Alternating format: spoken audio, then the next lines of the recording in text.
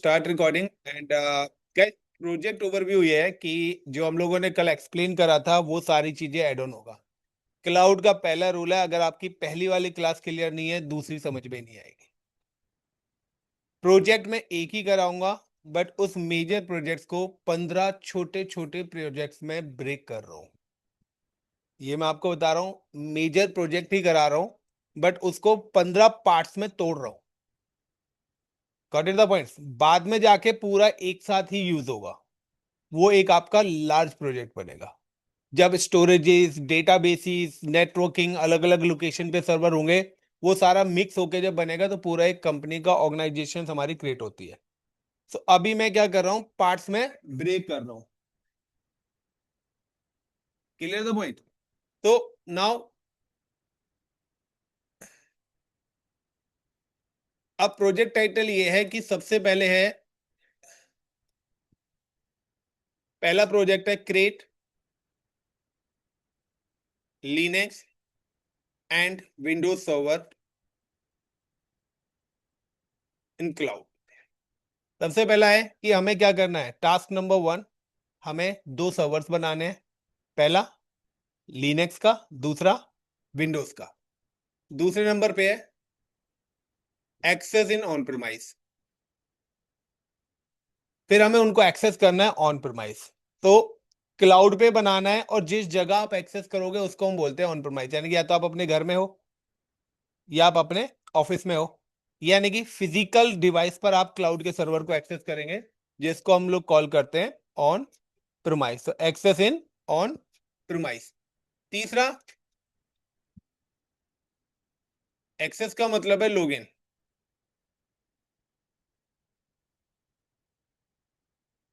Access का मतलब है लॉगिन करना। देन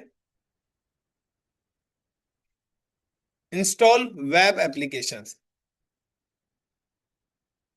वेब एप्लीकेशंस हमें इंस्टॉल करने हैं। वेब एप्लीकेशंस का मतलब है कि अगर आपको वेबसाइट डिप्लॉय करनी है तो आप या तो अपाची, तो लिनक्स पे अपाची इंस्टॉल होता है और विंडोज के अंदर इंस्टॉल होती है आपकी IIS, इंटरनेट इंफॉर्मेशन सर्विस।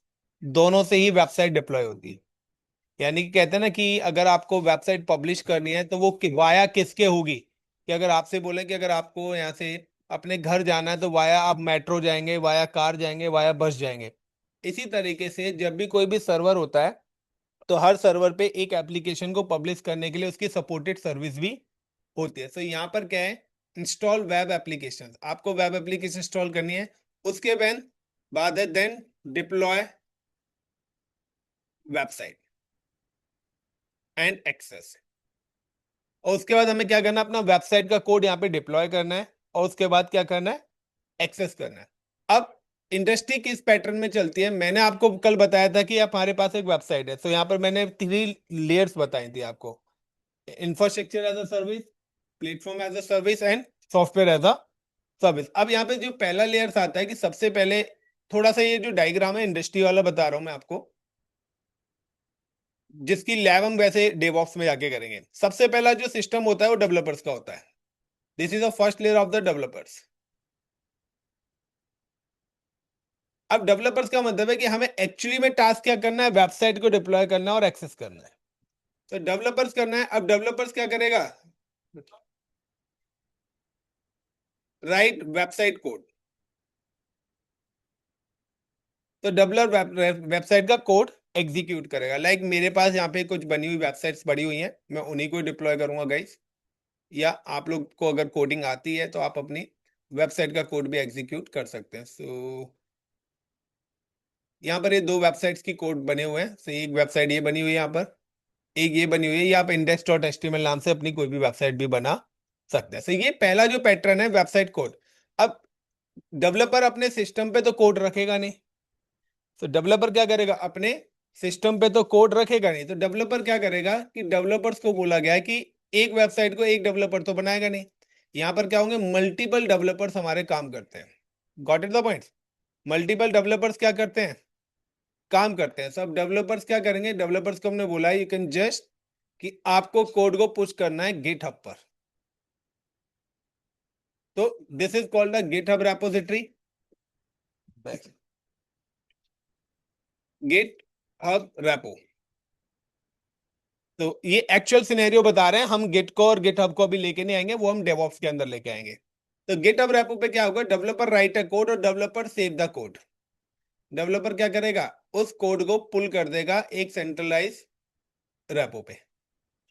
तो अगर आपको गिट पढ़ना है तो गिट के सिनेरियो में क्या हो रहा है आपके पास, गिट के सिनेरियो में यहाँ पर आपका गिटहब पर भी अकाउंट होना चाहिए, और यहाँ पे देखिए सारी जगह कोड पड़े हुए हैं, लाइक डॉकर जेंकिंस। अगर मैं इन पे क्लिक करूंगा तो यहाँ पे वेबसाइट्स के कोड पड़े हुए हैं। ठीक है, ये आपकी पेरेंट फाइल है इंडेक्स डॉट एचटीएमएल, ये यहाँ पे पूरी वेबसाइट का कोड डेवलपर्स ने, जो भी डेवलपर्स का काम है उन्होंने मिक्स करा है। सो गिट का बेसिकली इंडस्ट्री यूज इसलिए करती है क्योंकि अगर 100 डेवलपर्स हैं तो किसने क्या कोड लिखा है वो सारी चीजें हम ट्रैक कर सकते हैं।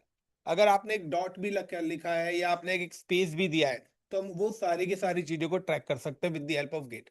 अब हमारा जो टास्क है कि हमें क्या करना है, हमें जो डिप्लॉयमेंट करना है वो हमें क्लाउड पे बोला है। तो डेवलपर का काम तो खत्म, कि कोड यहां पर आ गया, मैंने कोड अपने सिस्टम पे रखा हुआ है गिट की जगह। सो अब हमसे क्या बोला कि डेवलपर ने अपनी एप्लीकेशन तो बना दी, अब आपको ये वेबसाइट आप सभी तक, यूजर तक कैसे पहुंचेगी।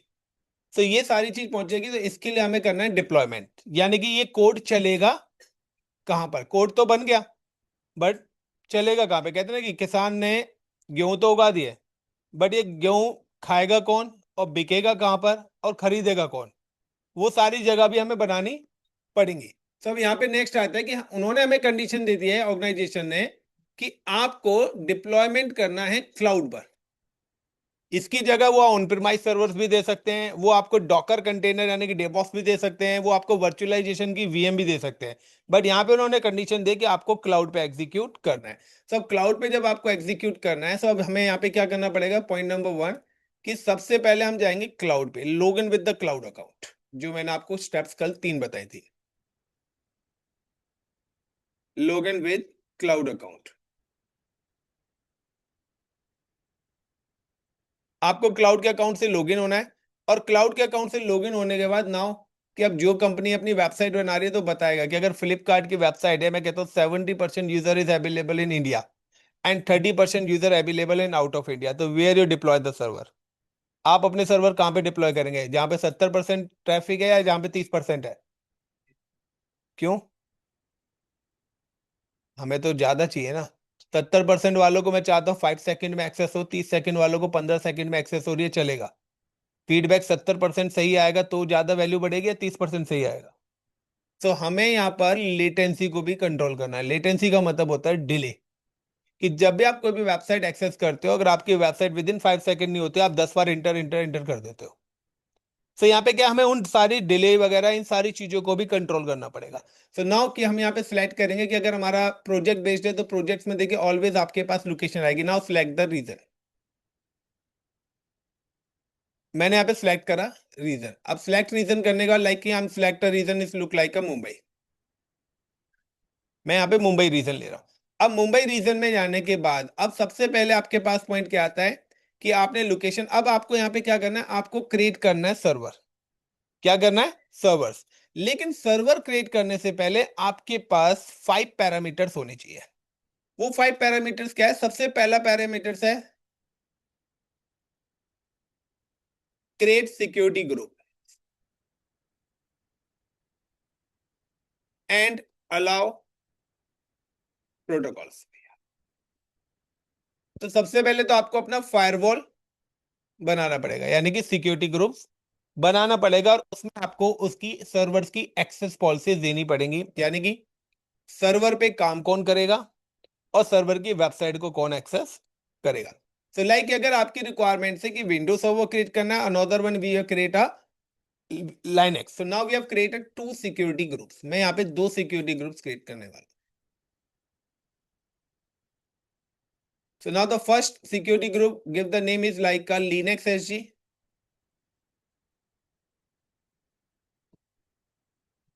and another one is Windows SG. तो 2 सर्वर्स बना रहे हैं, दोनों के लिए अलग अलग सिक्योरिटी ग्रुप मैं क्रिएट कर रहा हूं यहाँ पर।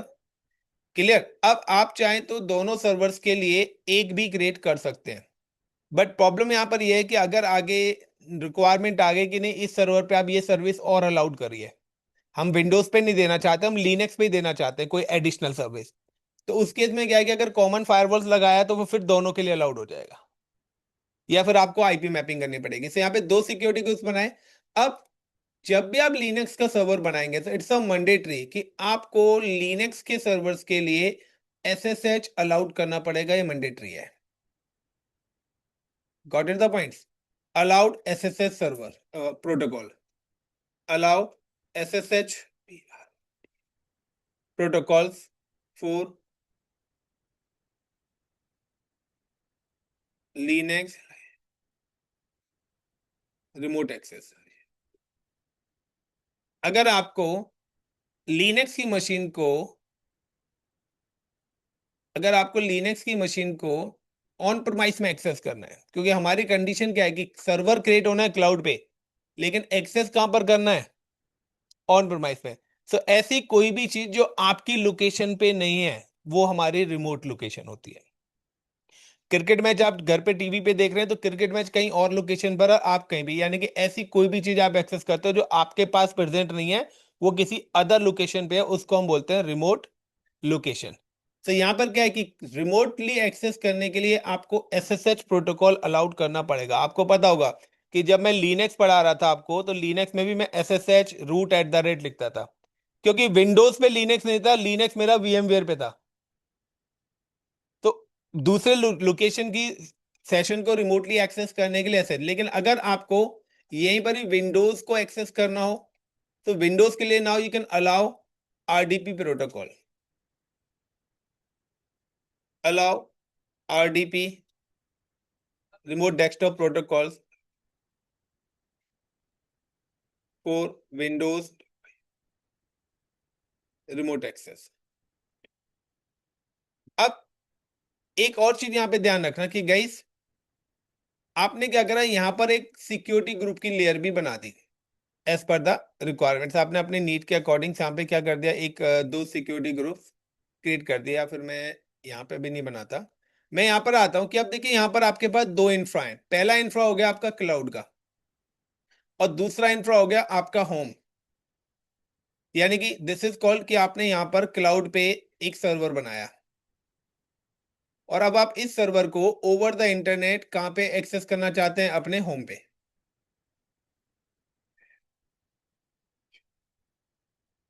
होम पीसी पर। तो होम पीसी को हम लोग बोलते हैं ऑन प्रीमाइस, और ये है आपका क्लाउड।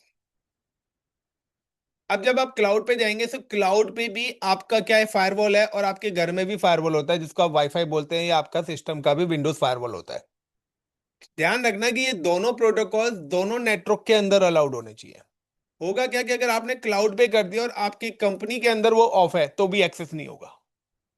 Is it clear? सो जिस सिस्टम पे आप एक्सेस कर रहे हैं और वो सिस्टम जिस नेटवर्क से है, उन सब पर भी ये प्रोटोकॉल्स अलाउड होने चाहिए। समटाइम्स होता क्या है कि हम लोग क्लाउड पे तो अलाउड कर देते हैं, बट हम किसी कंपनी में बैठे तो कहते हैं यहां पर एक्सेस नहीं हो रहा। लेकिन अगर आप जैसे नेटवर्क चेंज करेंगे वो एक्सेस हो जाएगा। इसका मतलब है कि उस नेटवर्क पे सिक्योरिटी लगे हुए है और वहां पर ये सर्विस को उन्होंने ब्लॉक करा हुआ है। सो उसके हिसाब से आपको ये चीज ध्यान रखनी है। दूसरा कि इसके थ्रू क्या हो रहा है, रिमोट एक्सेस हो रहा है। बट यहां पर क्या है कि यहाँ पे डिप्लॉय वेबसाइट एंड एक्सेस, यहां पर उन्होंने एक और एक्सेस दिया है कि आपको वेबसाइट बनानी है और उसको भी एक्सेस करना है। तो वेबसाइट को अगर एक्सेस करना है तो वेबसाइट को एक्सेस करने के लिए you can allow the protocol for HTTP, allow HTTP और एचटीटीपीएस। अगर आपकी सिक्योर वेबसाइट है तो आप एचटीटीपीएस करेंगे, और अगर आपने अनसिक्योर वेबसाइट बना रखी है तो आपका एचटीटीपी से ही हो जाएगा। तो अलाउ एचटीटीपी और एचटीटीपीएस फॉर वेब एक्सेस, यानी कि फॉर वेबसाइट एक्सेस। तो अगर आप कोई भी टास्क कर रहे हैं तो आपको यहाँ पर यह भी पता होना चाहिए कि किस टास्क को करने के लिए कौन से प्रोटोकॉल्स आपको अलाउड करने पड़ेंगे। अगर यहाँ पर मैं कहता हूं कि मेलिंग चलनी है तो मेल आपकी जो एक्सेस होती है वो होती है एसएमटीपी और पॉप3 से। तो अगर मैंने यहाँ पे पॉप, अगर आप देखेंगे तो इस पे वेबसाइट ही चलेगी, लेकिन आप मेल वगैरह करोगे वो एक्सेसिबल नहीं होगा, क्योंकि उसके लिए उनके रिलेटेड प्रोटोकॉल्स आपको करने पड़ेंगे। आप पिंग कमांड से कनेक्टिविटी चेक करते थे नेटवर्किंग में, आईसीएमपी प्रोटोकॉल्स के थ्रू वो रिप्लाई आता है। अगर आईसीएमपी ब्लॉक कर रखा है तो पिंग कमांड भी आपकी नहीं चलेगी। आपका जो डेटा ट्रांसमिशन होता है वो टीसीपी या यूडीपी से होता है। अगर टीसीपी यूडीपी ब्लॉक कर दिया तो आपका डेटा ट्रांसमिशन भी क्या होगा, रुक जाएगा। सो हर टास्क को करने के लिए एक सेट ऑफ रूल्स, एक सेट ऑफ प्रोटोकॉल्स बनाए गए। आप अगर कुछ भी काम कर रहे हैं तो उससे रिलेटेड कौन सा प्रोटोकॉल आपका अलाउड होगा वो करेंगे। अगर आप एसक्यूएल सर्वर बना रहे हैं तो उसके लिए भी 3306 पोर्ट नंबर डेडिकेटेड करा हुआ है। जेंकिंस बना रहे हो तो 8080 पोर्ट। तो हर किसी टास्क के लिए एक डेडिकेटेड पोर्ट नंबर और पोर्ट रिजर्व है। तो उससे रिलेटेड पोर्ट नंबर और पोर्ट आपको अलाउड करना पड़ेगा। So this is the first steps की क्रिएट सिक्योरिटी ग्रुप। सो क्यों करते हैं ये मैं ऑलरेडी कल के लेक्चर में बता चुका हूं। तो how to create security group, I am just go to the cloud portal. Inside the cloud portals, I'm just click on EC2. Inside the EC2, I'm just click network and security. Inside the network security, then security groups. I'm available in Mumbai location. Create security group. Give the security group name is like LINUS Linux -SG and allow protocols and select the default VPC network. Inbound rules. यहाँ पे मैं create कर रहा हूँ like SSH. Then again SSH. Then HTTP, क्योंकि हमारी जो website है अनसिक्योर है, मैं HTTP कर रहा हूँ guys, and then again HTTP। So हर उसके मैं 2 रूल्स इसलिए बना रहा हूँ बिकॉज एनीवेयर का मतलब है हर कोई एक्सेस करे। सो IPv4, IPv6, IPv4 and IPv6।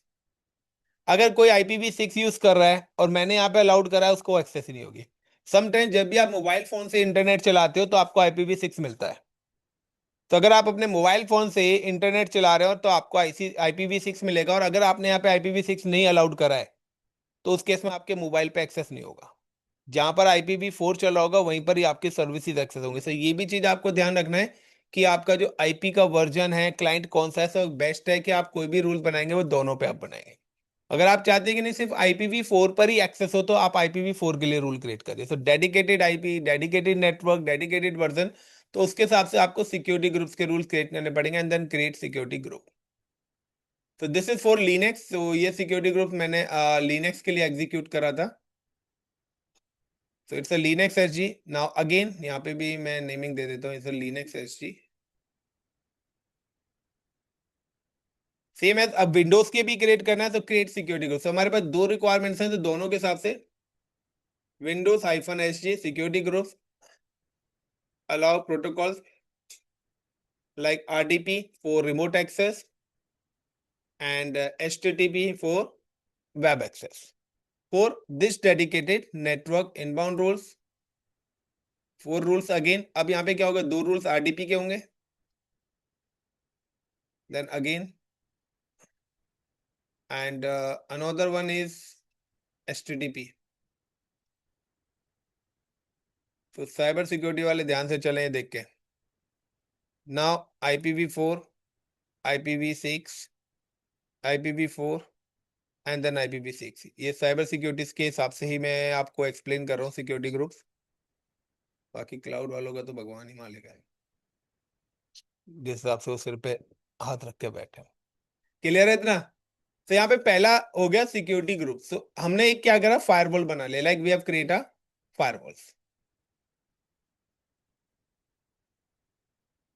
हमने यहाँ पे 2 फायरवॉल्स अपने सबसे पहले क्रिएट करें। पहला हुआ है विंडोज एसजी और दूसरा है लिनक्स का। क्लियर है इतना? आप कोई भी नाम रख सकते हैं। मैं हमेशा सिक्योरिटी ग्रुप बनाता हूं तो एसजी यूज करता हूं।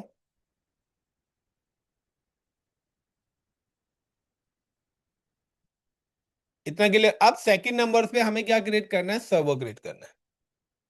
सब नेक्स्ट क्या आएगा, क्रिएट अ वर्चुअल मशीन यानी कि वर्चुअल सर्वर। सो हमारे पास 2 रिक्वायरमेंट्स हैं।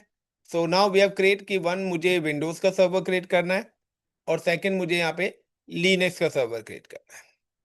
सो अब लिनक्स का या वर्चुअल मशीन का सर्वर क्रिएट करने से पहले आपको कुछ चीजें, टर्म्स याद रखनी पड़ेंगे।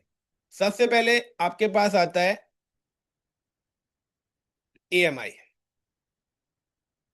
जिसको हम बोलते हैं Amazon machine image. AMI stand for Amazon machine image. Images या इमेज ही बोलते हैं। तो ये वही है ऑपरेटिंग सिस्टम। जब आप क्लाउड में यानी कि लाइनक्स की वर्चुअल मशीन बना रहे थे या विंडोज की, तो उससे पहले आपके पास ऑपरेटिंग सिस्टम होना चाहिए। यहां पर भी अगर आप सर्वर बनाएंगे तो यहां पर भी ऑपरेटिंग सिस्टम होना रिक्वायर्ड है। तो वहां पे क्या था, आपके लैपटॉप में अगर ऑपरेटिंग सिस्टम नहीं होता, मैं आपको लिनक्स की इमेज नहीं देता, तो क्या लिनक्स की मशीन बनती? नहीं बनती, आपको कहीं ना कहीं से डाउनलोड या लेनी ही पड़ेगी, यानी कि ओएस रिक्वायर्ड है। तो यहाँ पर ऑपरेटिंग सिस्टम्स को एएमआई कॉल करा जाता है, Amazon मशीन इमेज। अब यहाँ पे क्या कहता है, AWS provide list of AMI. जब आप वहां पे मशीन क्रिएट करेंगे तो वहां पे सारे ऑपरेटिंग सिस्टम्स की लिस्ट आएगी। जैसे जब आप वर्चुअल मशीन क्रिएट करते हैं तो जो जो आपने फोल्डर में रखे होंगे वो सारे ऑपरेटिंग सिस्टम आपको मिल जाएंगे। काली करना है, उबंटू करना है, रेड हैट करना है, विंडो 7, विंडो 10, विंडो 11। तो AWS provide list of the AMI such as Linux, Windows, Mac. तो जिसको मैक आता है वो मैक भी यहाँ पे क्रिएट कर सकता है, एंड अदर्स। और जितनी भी है वो सारी की सारी इमेजेस यहाँ पर अवेलेबल होंगे। So AWS provide list of the AMI such as Linux, Windows, Mac and others. When create any server in AWS cloud और अदर किसी पर भी करते हैं, सिलेक्ट EMI। आपको EMI सिलेक्ट करनी पड़ेगी, यानी कि अगर आप कोई मशीन बना रहे हैं या आप मार्केट से कोई लैपटॉप लेने आ रहे हैं तो आपको पता होना चाहिए कि आपको उसमें कौन सा ऑपरेटिंग सिस्टम चाहिए। विंडो 10 चाहिए, 7 चाहिए, 11 चाहिए, तो आपको पहले से ही पता रहता है। तो यहाँ पर भी क्या है कि हमारे पास पता होना चाहिए कि अगर लिनक्स भी डालना है तो रेड हैट डालना है, उबंटू डालना है, सेंटोस डालना है, वो आपको पता होगी रिक्वायरमेंट्स। विंडोज डालनी है तो विंडोज में भी आपको पता होगा कौन सा ओएस इंस्टॉल करना है। तो अगर कोई पूछे कि सर ये कौन बताएगा, तो भाई ये तो तुम्हें लर्न करना पड़ेगा। सो इसके बाद नेक्स्ट ऑप्शन आता है सेकंड पे, इंस्टेंस टाइप। यहाँ पर एक और ऑप्शन आपके पास आएगा, इंस्टेंस टाइप। ये भी आप लोगों को पता है। तो इंस्टेंस टाइप्स रिप्रेजेंट करता है हार्डवेयर को, प्रोवाइड लिस्ट ऑफ हार्डवेयर। यानी कि जब आप वर्चुअल मशीन बनाते हैं, अपना लैपटॉप लेने आते हैं, तो आप सिलेक्ट करते हैं कितना सीपीयू होना चाहिए, कितनी रैम होनी चाहिए, कितना स्टोरेज होना चाहिए। सो यहाँ पर भी क्या है, यहाँ पे लिस्ट ऑफ आएगी। लिस्ट ऑफ का मतलब है कि यहाँ पे ऑलरेडी पैकेज बने हुए हैं कि आप अगर 1 GB रैम चाहते हैं, 2 GB रैम चाहते हैं, 4 GB चाहते हैं, 32 GB रैम चाहते हैं, 1 कोर सीपीयू चाहते हैं, 2 कोर सीपीयू चाहते हैं, 32 कोर सीपीयू चाहते हैं, तो कितने कोर सीपीयू आपको लेने हैं, उन सबकी लिस्ट आएगी। अब आपको पता है कि अगर आपकी जो भी एप्लीकेशंस है, तो देखिए हर किसी को पता रहता है कि मेरा ऑपरेटिंग सिस्टम इतना रैम का यूज करेगा, इतना सीपीयू। अब उसके ऊपर मैं कोई एप्लीकेशन डाल रहा हूँ, वो इतनी रैम यूज करेगी, इतनी सीपीयू। यानी कि अगर आप एक व्हाट्सएप भी इंस्टॉल करते हैं तो आप उसमें पता लग जाएगा कि 250 MB स्पेस लेगा और इतने MB रैम को यूटिलाइज करेगा। सो कोई भी अगर आप एप्लीकेशन इंस्टॉल करते हैं तो आपको उस एप्लीकेशन के बारे में पता होना चाहिए कि ये आपका कितना हार्डवेयर यूज करेगी। अगर आपको नहीं पता है, अगेन प्रॉब्लम। देखिए यहाँ पे इतने सारे डेवलपर्स हैं, कोई भी डेवलपर जब अपनी एप्लीकेशन बताता है ना, कोई ये नहीं बता पाएगा कि उनका जो एप्लीकेशन है कितनी रैम और कितना स्टोरेज लेगी, क्योंकि वो सिर्फ लोकल होस्ट पे टेस्टिंग कर रहे हैं, लाइव पे टेस्टिंग ही नहीं कर रहे।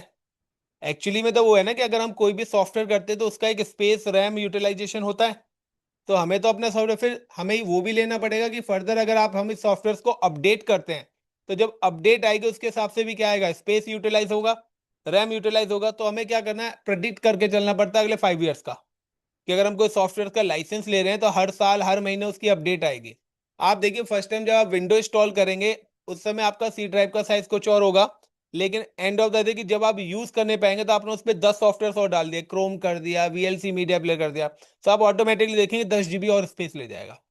फिर बाद में कुछ 2-3 महीने के बाद देखेंगे तो वहां पे विंडोज की अपडेट्स भी आती रहती हैं, तो और भी साइज क्या हो जाएगा आपका, उसके अंदर चलता चला जाएगा। तो उस हिसाब से आपको करना है। तो provide list of the hardware. तो यहाँ पे ये क्या करेगा, लिस्ट देगा आपको हार्डवेयर की। सो नाउ कि यहाँ पे आपके कितनी रैम आपको यूज करनी है, नाउ द कितना कोर सीपीयू लेना है। तो ये सारे के सारे ऑप्शंस आपको यहाँ पर मिलेंगे। सो अगर आपको लिनक्स की मशीन बनानी है तो कितने जीबी रैम चाहिए, कितने कोर सीपीयू चाहिए, विंडोज की मशीन बना रहे हैं कितनी रैम चाहिए, कितने कोर सीपीयू चाहिए, वो सारी की सारी चीजें पढ़े। तो नाउ बेस्ट ये है कि आपके को यहाँ पे जो सिलेक्ट करना है वो T3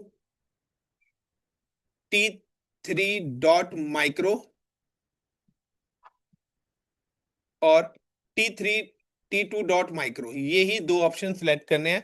इनके अलावा कोई भी इंस्टेंस ड्राइव में कोई दूसरा ऑप्शन सिलेक्ट नहीं करेगा।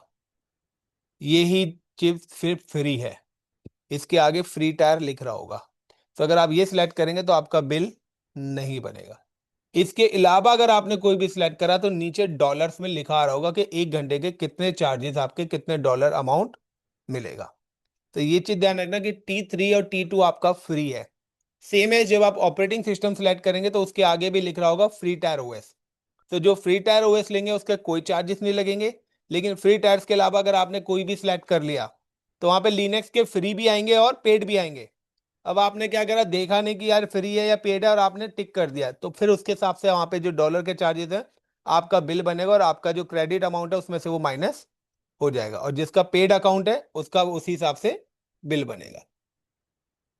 तो इज इट क्लियर, दोनों चीज, EMI, instance type, security group, तीन चीजें बताई हैं। फोर्थ चीज मैंने आपको कल एक और चीज बताई थी, if you remember, the network. Network को we can call the VPC। So जब भी आप नेटवर्क जाएंगे तो यहाँ पे आपके पास आएगा, नेटवर्क का मतलब है सिलेक्ट VPC। आपको अपना नेटवर्क सिलेक्ट करना, अब आपके ऊपर है कि आपको डिफॉल्ट बनाया है या कस्टम। अभी हमने कोई नेटवर्क बनाया नहीं है तो हमारे पास एक डिफॉल्ट आ रहा होगा, यानी कि अभी जब घर पे वाईफाई नहीं लगा तो आप मोबाइल डेटा यूज करोगे। तो यहाँ पे सिंपल सा है कि सिलेक्ट VPC। जब आप VPC सिलेक्ट करेंगे तो VPC के अंदर 3 पैरामीटर्स एग्जीक्यूट होंगे। सबसे पहला पैरामीटर्स होएगा सिलेक्ट VPC। Select VPC। आप जैसे VPC सिलेक्ट करेंगे तो VPC के अंदर आपके पास नेक्स्ट ऑप्शन आएगा select subnet. Select subnet. Subnet को ही हम लोग यहाँ पे कॉल करते हैं जोन। तो मैंने आपको बताया था कि सिंगल जोन बनाना है या मल्टी जोन बनाना है। तो जब आप सबनेट पे क्लिक करेंगे तो जितने भी डेटा सेंटर्स होंगे वहां पे सारे के सारे डेटा सेंटर्स की लिस्ट आ जाएगी, zone A, zone B, zone C. अब आपकी मर्जी है कि आप अपना इंफ्रास्ट्रक्चर किस जोन में एग्जीक्यूट करना चाहते हैं। सो सिलेक्ट द जोन। उसके बाद नेक्स्ट आपके पास ऑप्शन यहाँ पे एक और आएगा, जब VPC के अंदर आप जाएंगे तो जोन भी आपको सिलेक्ट करना है। उसके बाद नेक्स्ट ऑप्शन आपके पास आएगा इनेबल पब्लिक IP, जिसको हम बोलते हैं इलास्टिक IP। यानी कि अगर आप अपने क्लाउड की रिसोर्स को वर्ल्ड वाइड एक्सेस कराना चाहते हैं तो मुझे पब्लिक IP रिक्वायर्ड है। अगर मैं within a cloud access कराना चाहता हूं तो मुझे अलाउड नहीं है। मैं चाहता हूं कि वेबसाइट को आप सभी लोग भी एक्सेस करें तो मुझे पब्लिक IP इनेबल करना पड़ेगा। और मैं चाहता हूं नहीं, मुझे नहीं करानी, मैं तो सिर्फ क्लाउड से क्लाउड में ही रखना चाहता हूं, यानी कि लैन के अंदर ही, तो मुझे फिर पब्लिक IP की नीड नहीं है। बट यहां पर मैं क्या करूंगा कि आपको पब्लिक IP इनेबल करना पड़ेगा क्योंकि आप रिमोट लोकेशन पे हो, यानी कि आप अपनी मशीन को क्लाउड से बाहर एक्सेस कर रहे हैं। तो जब भी ऐसी कोई भी रिसोर्स जो आपके इंफ्रा से बाहर हो तो मैंने बताया था वो वैन बन जाता है, और वैन के लिए आपको पब्लिक और प्राइवेट आईपी दोनों रिक्वायर्ड होता है। तो प्राइवेट आईपी आपको VPC देगा, पब्लिक आईपी आपको यहाँ पर ऑप्शनल है, आप चाहते हैं या नहीं। अगर चाहेंगे तो आपकी मशीन एक्सेस होगी, अदरवाइज आपकी मशीन क्लाउड से एक्सेस नहीं होगी। तो यहाँ पे इनेबल पब्लिक आईपी भी मैं एग्जीक्यूट कर रहा हूँ। इसके बाद नेक्स्ट पॉइंट आपके पास यहाँ पे आएगा EBS volume, elastic block storage, EBS volume. EBS volumes जिसको आप अपने लैपटॉप्स में बोलते हैं हार्ड ड्राइव्स, ये आपकी वर्चुअल मशीन की हार्ड डिस्क है कि आप कितने GB की हार्ड ड्राइव लेना चाहते हैं, 1 TB, 2 TB, 3 TB। नाउ कि आपको 30 GB से कभी भी ऊपर नहीं लेना है। 30 GB तक सिर्फ फ्री टायर अकाउंट पे फ्री है। इससे ज्यादा आप स्पेस यूटिलाइज करेंगे तो भी आपके चार्जेस क्या होंगे, एप्लीकेबल हो जाएंगे। सो बेटर है कि 30 GB के अंदर आपकी लिनक्स और विंडोज की दोनों मशीन बन जाएंगी। इंडिविजुअली मशीन को आप 30 दे सकते हो। सो लाइक सिक्योरिटी ग्रुप पहला पैरामीटर्स है, ये सब सर्वर बनाते वक्त यूज होना है। This is your practical steps. मुझे प्रैक्टिकल करने में सिर्फ 5 मिनट लगेगा, बट ये सारे ऑप्शंस वहां पे आएंगे। सो आपको ये नहीं होगी EMI क्या है सर, क्यों सिलेक्ट करा, इंस्टेंस टाइप क्या है, ये क्यों सिलेक्ट करा, VPC क्या है, सबनेट्स क्या है, इलास्टिक आईपीस क्या है, ये क्यों सिलेक्ट करे, EBS वॉल्यूम क्यों सिलेक्ट करा, तो मैं पहले ही आपको बता रहा हूँ। नाउ इसके अलावा एक और इंपॉर्टेंट पार्ट आएगा जो मैंने कल लिखा था, की पेयर। याद है या नहीं है याद? तो की पेयर का मतलब है when you create any server in cloud, when you create any server in cloud and use default EMI, default EMI वो EMI होती हैं जो provided by service provider, provide by CSP, cloud service provider. यानी कि यहाँ जो list of EMI आ रही है वो आपने नहीं रखी यहाँ पर। जब आप क्लाउड में मशीन बनाएंगे तो ऑलरेडी वहां पर क्या है, EMI हैं। आप अपनी भी रख सकते हो वहां पर, वो भी हम आगे करेंगे। सो की पेयर आपको तभी जो होता है जब आप क्या बना रहे हैं, वो EMI यूज कर रहे हैं जो क्लाउड ने आपको दिए हैं। जो EMI आपने रखी है उसके लिए की पेयर रिक्वायर्ड नहीं है, क्योंकि जो EMI आप रखेंगे तो उसका पासवर्ड भी आपको पता होगा। लेकिन अभी जो यहाँ EMI हैं उनका तो पासवर्ड ही नहीं पता आपको, ना आपको उसका यूजर नेम पता। So with the help of की पेयर,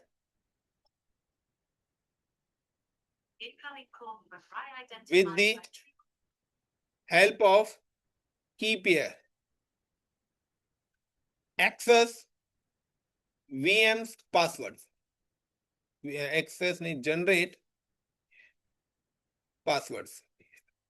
कि आप अगर कोई भी मशीन बनाएंगे तो उनका जो पासवर्ड है वो की पेयर के थ्रू ही आपको मिलेगा।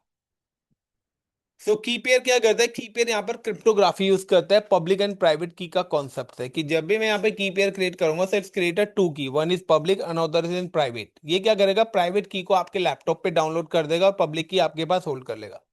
जब भी आप अपने सर्वर को एक्सेस करने के लिए जाएंगे तो कहेगा वी नीड अ प्राइवेट की। जब आप अपनी की अपलोड करेंगे तब जाके पासवर्ड जनरेट करके आपको देगा, तो वो आपका पासवर्ड होगा। AWS use two types of की पेयर।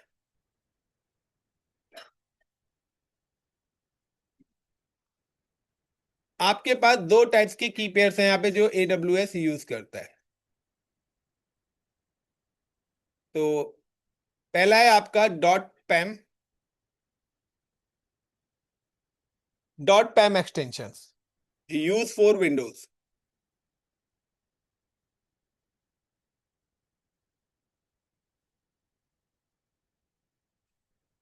तो विंडोज के लिए आपको कौन सा की यूज करना पड़ेगा, पैम। और दूसरा है आपका डॉट पीपी के एक्सटेंशन। तो डॉट पीपी के लिए use for Linux. So guys यहाँ पे ये थोड़ा एक ट्रिकी क्वेश्चन बनता है, इंटरव्यू वाला यहाँ पे बहुत फंसाता है कि अगर मैंने यहाँ पर लिनक्स की मशीन बनाई और here I am just create a Windows machine, so Linux के लिए मैं कौन सी की पेयर यूज करूंगा, लिनक्स के लिए कौन सी यूज करूंगा? अबे सारे लोग बोलो। लिनक्स के लिए और, और विंडोज के लिए पैम ना।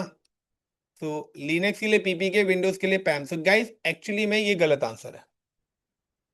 आपको सिलेक्ट करना है, अबे सुन ले, जिस सिस्टम पे आप एक्सेस करना चाहते हैं वहां के हिसाब से की पेयर सिलेक्ट करना है।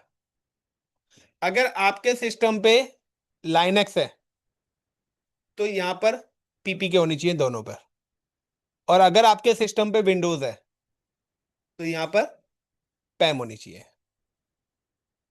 आप लोग सिलेक्ट कर रहे थे सर्वर के हिसाब से, जो हम सर्वर बना रहे हैं जहां पर एक्सेस करना है वहां पे ऑपरेटिंग सिस्टम क्या है। तो अगर आपके सिस्टम में लाइनक्स ऑपरेटिंग सिस्टम है तो अब लाइनक्स पे आप क्लाउड की मशीन एक्सेस करना चाहते हैं तो पीपी के रिक्वायर्ड है। Is it clear? और अगर आप विंडोज पे करना चाहते तो PEM. So now how to create a key pair, so simple सा, I am just click on here and again यहाँ पे ऑप्शन आ रहा है key pair, create key pair, give the name. मैंने की पेयर का यहाँ पे नाम दे दिया like a win project one hyphen key. So now I am select the पैम, क्योंकि मेरे सिस्टम में क्या है, विंडोज है। सो मैं लिनक्स पे और विंडोज पे दोनों पे क्या करूंगा, पैम की यूज करूंगा। Now click on create key pair. So you can see कि यहाँ पे उसने मेरी प्राइवेट की डाउनलोड करके दे दी। अब how to create server, server create करना है। सो गाइस सिंपल सा है, I am just click on instances, launch instance, instance name like a Linux server. Next, AMI, Amazon Machine Image, Amazon Machine Image, list of the operating systems आ रही है। मुझे अगर Ubuntu बनाना है, select the Ubuntu. Free tier यहाँ पे लिखा हुआ है, hardware type T3.micro, free tyre लिखा हुआ है।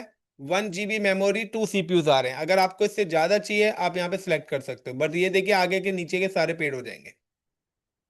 क्लियर? तो जो फ्री टायर है वो आप ले सकते हैं। की पेयर ऑलरेडी बनाया हुआ है, विंडोज प्रोजेक्ट।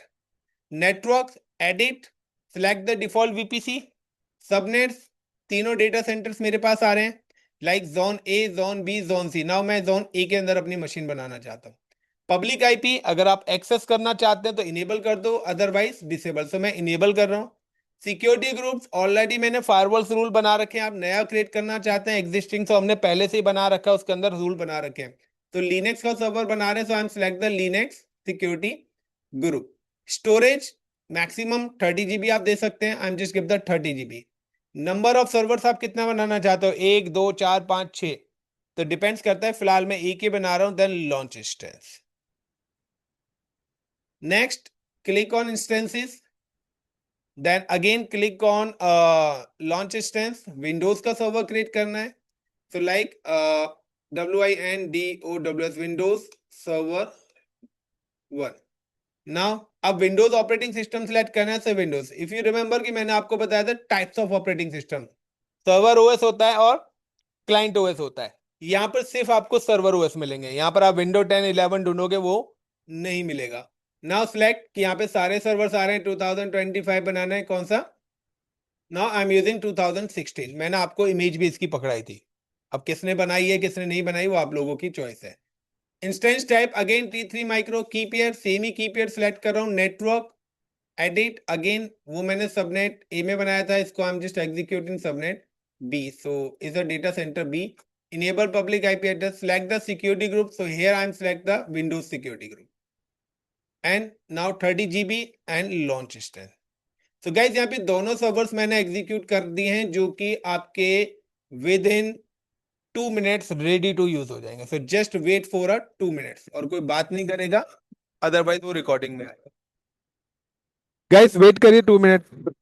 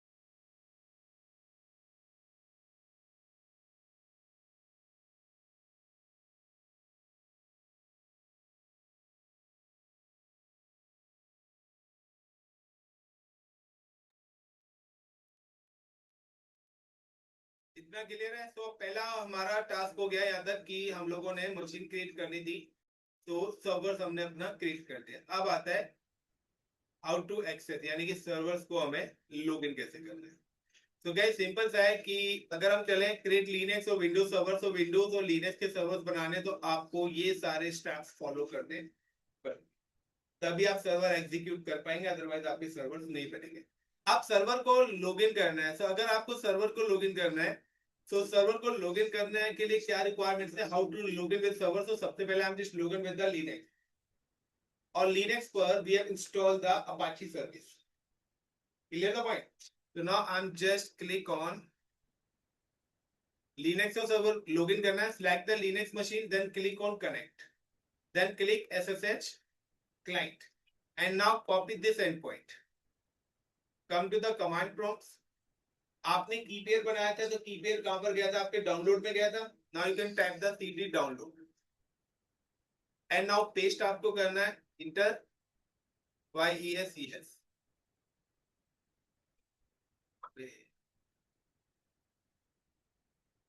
ये आपकी लिनक्स की मशीन यहाँ पर एक्सेस होगी।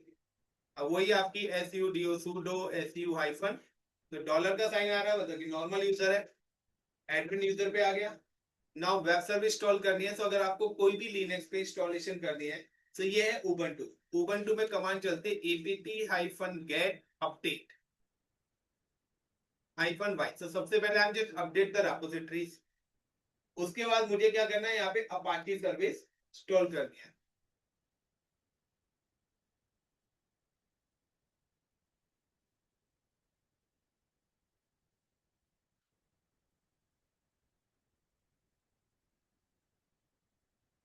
देन अब अपाची इंस्टॉल करनी है, तो apt-get install apache apache 2-y।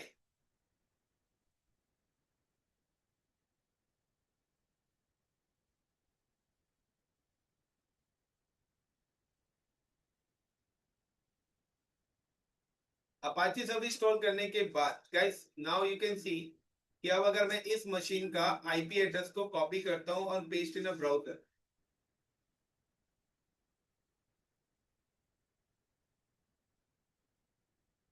और आप लोग भी इसको पेस्ट करिए और बताइए कोई वेबसाइट ओपन हो रही है या नहीं हो रही। एस हटा देना आगे थे, तो ये आपका डिफॉल्ट पेज है जो ओपन हो रहा है। बट हमें यहाँ पर क्या करनी है, अपनी वेबसाइट को पब्लिश करनी है। तो अब डेवलपर्स को मैंने बोला यार ये नहीं, हमें तो अपना पेज चाहिए। तो डेवलपर क्या करेगा, TOUCS touch INDEX index.html VIM index.html file को ओपन करा। देन I for insert, यहाँ पे मैं कोड लिखता हूँ like HTML inter slash HTML। अब मैं इसके बीच में यहाँ पे कोड लिखता हूँ लाइक कोई भी WELC welcome to ICCP info escape colon W, और मैंने फाइल को सेव कर दिया। तो आपको पता है कैसे ब्लैंक फाइल बनती है, जिनसे कुछ भी कंटेंट आपको लिखना है वो आप लिख सकते हैं। नाउ उसके बाद मुझे क्या करना है, इस फाइल को मूव करना है। तो मेरी जो वेबसाइट की लोकेशन होती है लाइनेक्स के अंदर, वो वेबसाइट की लोकेशन होती है /var/www/html।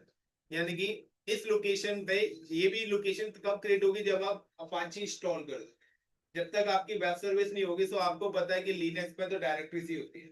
तो ये मेरी डायरेक्टरी है वेबसाइट की लोकेशन। तो like I am just come to here and या फिर मुझे इस भी लोकेशन पे जाना है, सो इसकी भी अपाची की लोकेशन अपनी है, डॉक्यूमेंटेशन लोकेशन ये यहाँ पे आ रही है। तो हर किसी की अलग अलग है। तो देखिए यहाँ पर उसने अपनी लोकेशन भी बता रखी है कि भाई ये हमारी लोकेशन है। So now I am just click on here and या cd, यहाँ पे मैं करता हूँ लाइक cd/var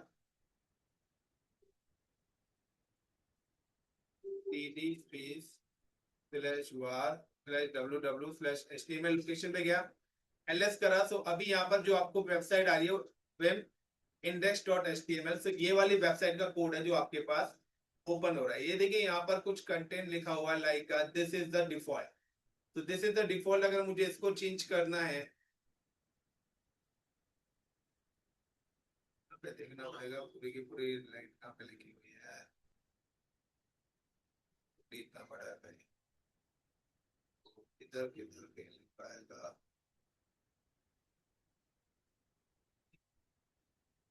देखिए यहाँ पे लिखा रहा है this is the default.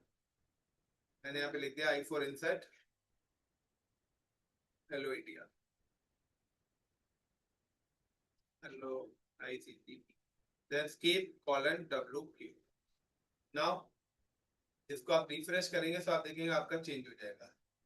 Hello ICCP, ये लाइव है, आप लोग भी आईटी से चेक कर सकते हैं, आपके मोबाइल पे फोन पे भी चलेगी।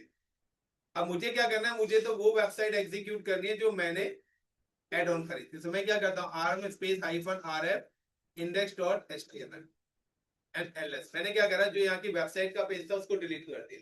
Now refresh, it give you the error. अब मैं अपनी वेबसाइट एग्जीक्यूट करना चाहता हूँ, तो आई am just click on cd ls करता हूँ। तो मैंने अपनी वेबसाइट बनाई थी index.html के नाम से। नाउ nb मूव करना चाहता हूँ index.html को कहाँ पे, var www then HTML location पे।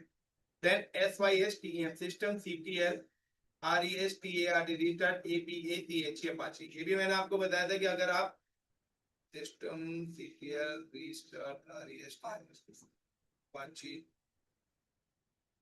तो मैंने आपको ये बताया था कि अगर आप कोई भी लाइनेक्स के अंदर कोई भी चीज एडिट या मॉडिफिकेशन करते हैं तो उससे रिलेटेड सर्विस आपको रिस्टार्ट करनी पड़ेगी ना। Refresh welcome to ICC field.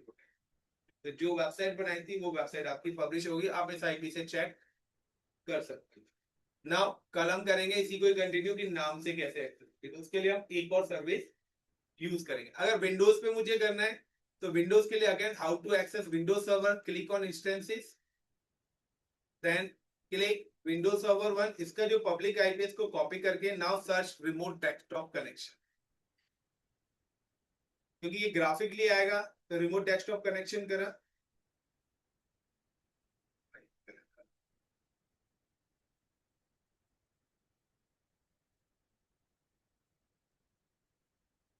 या आप इस पे जब क्लिक करेंगे कनेक्ट पे, देन आपको जाना है यहाँ पे आरडीपी क्लाइंट, और आरडीपी क्लाइंट में जाने के बाद यहाँ पे देखिए आपके पास यूजर नेम आ रहा है एंड जस्ट क्लिक। सबसे पहले तो मैं यहाँ पर जो आईपी कॉपी कर रहा था वो पेस्ट कर देता हूँ, then click on okay. It's ask the user name and password. तो यूजर नेम क्या आ रहा है, administrator, and then password. So password जो आपको मिलेगा गाइस गेट पासवर्ड, वो क्या कह रहा है, अपलोड प्राइवेट की। आपकी जो की डाउनलोड हुई थी यहाँ पे आपको अपलोड करना है, देन क्लिक ऑन डाउनलोड। सो हमने बनाई थी विंडोज प्रोजेक्ट के नाम से एंड डिक्रिप्ट। तो ये मेरे पास मशीन का पासवर्ड आया, I am just copy this password and paste, then okay. Clear everyone, इतना क्लियर है? यहाँ पे ये मशीन भी आपकी एक्सेस होगी। अब मुझे इस पर भी वेबसाइट डिप्लॉय करनी है, क्योंकि हमारा टास्क था क्रिएट लाइनेक्स और विंडोज मशीन। क्रिएट करी, इंस्टॉल वेब सर्विस, तो वहां पर हमने अपाची करी थी। यहाँ पर जो हमारी वेब सर्विस का नाम है the name is IIS, internet information service. तो यहाँ पर हम IIS वेबसाइट इंस्टॉल करेंगे।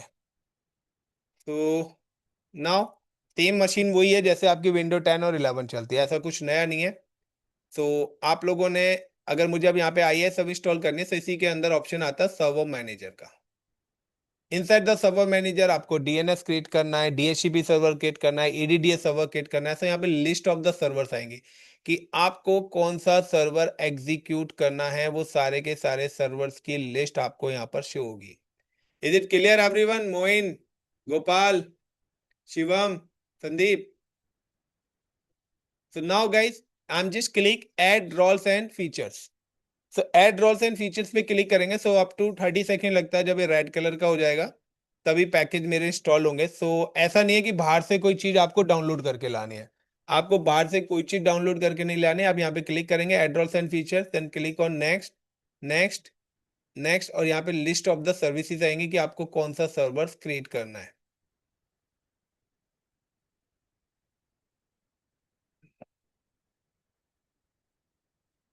नाउ वेब सर्वर IIS, हमें वेबसाइट डिप्लॉय करनी है तो उसके लिए IIS सर्विस हम ले रहे हैं। अगर प्रिंट सर्वर बनाना है, नेटवर्क सर्वर बनाना है, DNS सर्वर बनाना है, DHCP सर्वर बनाना है, एक्टिव डायरेक्टरी डोमेन सर्वर बनाना है, क्लाइंट सर्वर बनाना है, तो उस हिसाब से ही सर्वर्स एग्जीक्यूट होंगे। Now next, next, next and install. जब आप इस सर्विस को इंस्टॉल करेंगे तो इंस्टॉल होने के बाद ये क्या करेगा, C ड्राइव में अपनी एक लोकेशन क्रिएट करेगा जो कि होगी inet pub नाम से। तो जब आप इसकी इंस्टॉलेशन करेंगे तो यहाँ पर आपके पास एक लोकेशन आएगी inet pub। inet pub के अंदर आपके पास यहाँ पे एक डायरेक्टरी आएगी www root, और www रूट के अंदर से ये यहाँ पर भी एक डिफॉल्ट पेज अपना एग्जीक्यूट कर देगा। सो आप ये वाला आईपी एक काम करिए, ब्राउजर में पेस्ट करिए 13.234.90.244। मोबाइल निकालो और जल्दी से अपने ब्राउजर में पेस्ट करिए और बताइए क्या कोई वेबसाइट ओपन हो रही है। 13.235, 13.235.90.244, और आगे HTTPS नहीं होना चाहिए।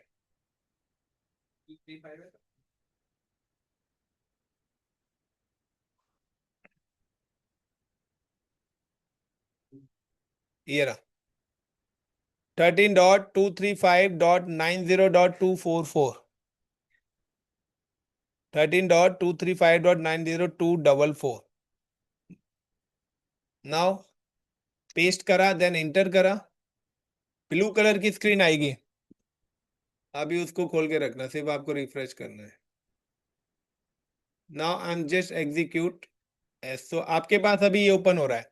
तो ये क्या है, ये डिफॉल्ट वेब पेज है। नाउ कि ये जो लोकेशन है, ये लोकेशन कहाँ पर है, ये देखिए आईनेट पब के अंदर www रूट, और आपके पास जो ओपन होके आया है वो अभी ये वाला वेब पेज ओपन होके आया है।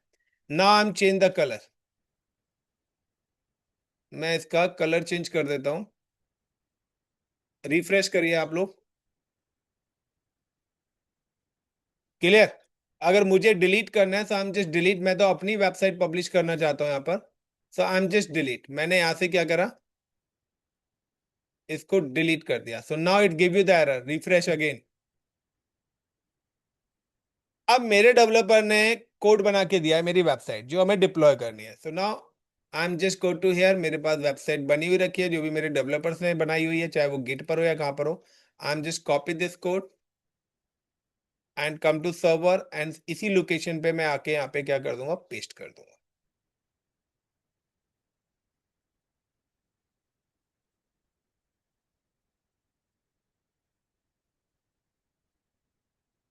रिफ्रेश, चेक कर लो गाइस। सो यही हमारा टास्क था, बट यहाँ पे क्या है, हमारी अभी भी नाम से एक्सेस हो रही है, आईपी से। हमें तो नेम से एक्सेस करना है। सो अगर हमें नेम से एक्सेस करना है तो अब हमें एक और सर्विस यहाँ पे यूज करनी पड़ेगी, रूट 53। सो वो वाली सर्विस हम कल करेंगे। Is it clear. सो अभी जो हमारा टास्क था वो यही था, क्रिएट लिनक्स और विंडोज सर्वर्स भी बना लिए, एक्सेस इन ऑन प्रोमाइस हमने उनको एक्सेस भी कर लिया, इंस्टॉल वेब एप्लीकेशन हमने अपाचे और आईएएस दोनों पे इंस्टॉल कर लिया, एंड डिप्लॉय वेबसाइट। तो लिनक्स पर हमने खुद से वेबसाइट का कोड लिखा था एक लाइन का, और यहाँ पर एक बनी हुई। तो अगर आपको वेबसाइट अपनी एप्लीकेशन बनाने आती है आप करो। देन मशीन बनाने के लिए सिक्योरिटी ग्रुप्स रिक्वायर्ड है, अगर आपने एचटीटीपी अलाउड नहीं करा तो वेबसाइट एक्सेस नहीं होंगे, और अगर आपने एसएसएच या आरडीपी नहीं करा तो आपकी मशीन का कंसोल ही एक्सेस नहीं होगा। नाउ इमेज कौन सी ऑपरेटिंग सिस्टम रखना है, कितना सीपीयू लेना है, किस जोन के अंदर बनाना है, तो इट्स अ सिंगल जोन। अभी सिंगल जोन इंफ्रास्ट्रक्चर बता रहे हैं, आगे चल के हम मल्टी जोन इंफ्रास्ट्रक्चर बनाएंगे। की पेयर का यूज क्या है, कैसे करना है, वो भी मैं ऑलरेडी यहाँ पे बता चुका हूं। तो hope so guys, all the best, thank you. काफी इतना या कंटिन्यू करें।